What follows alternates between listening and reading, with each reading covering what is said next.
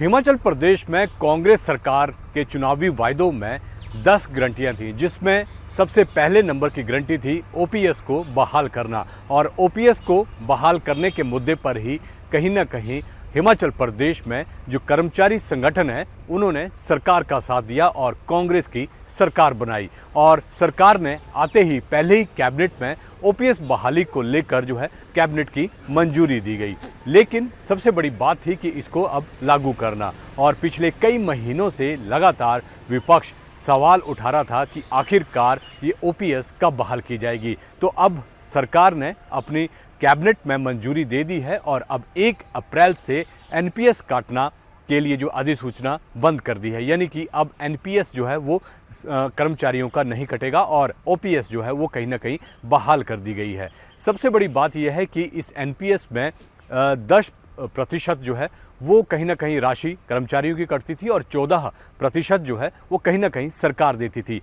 इसको मिलाकर जो है अब जो 8,000 करोड़ रुपया जो है वो कहीं ना कहीं केंद्र सरकार के पास फंसा हुआ है और राज्य सरकार लगातार खत लिख रही है कि इस पैसे को वापस किया जाए। लेकिन केंद्र सरकार ने इस पैसे को वापस देने से साफ इनकार कर दिया है।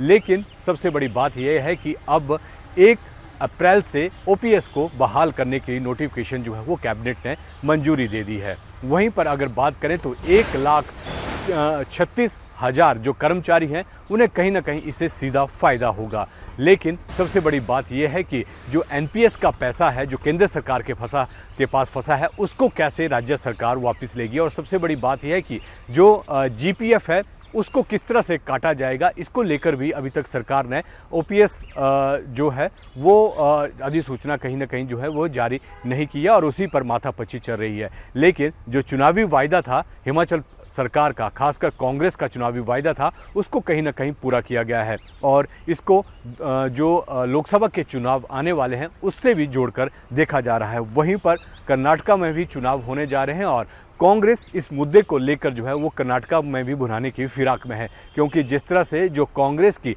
सत्तारूढ़धारी पार्टियां हैं, चाहे वो राजस्थान में है या छत्तीसगढ़ है या हिमाचल प्रदेश में, वहां पर कहीं ना कहीं जो ओपीएस है उसको बहाल किया गया है और अभी इसी के बलबूते कहीं ना कहीं कर्नाटका को जीतने की कोशिश भी कांग्रेस करेगी। तो एक तरफ अब जो है 1 अप्रैल से ओपीएस की बहाली की नोटिफिकेशन जो है वो कहीं ना कहीं जारी कर दी गई है और विपक्ष जो लगातार सवाल उठा रहा था, तो कहीं ना कहीं विपक्ष को अब ये सवाल उठाने में जो है वो कहीं ना कहीं अब ये सोच कर उठाना होगा कि आखिरकार जो सरकार ने कहा था उसको बहाल कर दिया है। तो अब हिमाचल प्रदेश ने ओपीएस को लेकर जो है वो नोटिफिकेशन जारी कर दिया और 1 अप्रैल से जो है वो एनपीएस का जो पैसा है वो कटना बंद हो गया है।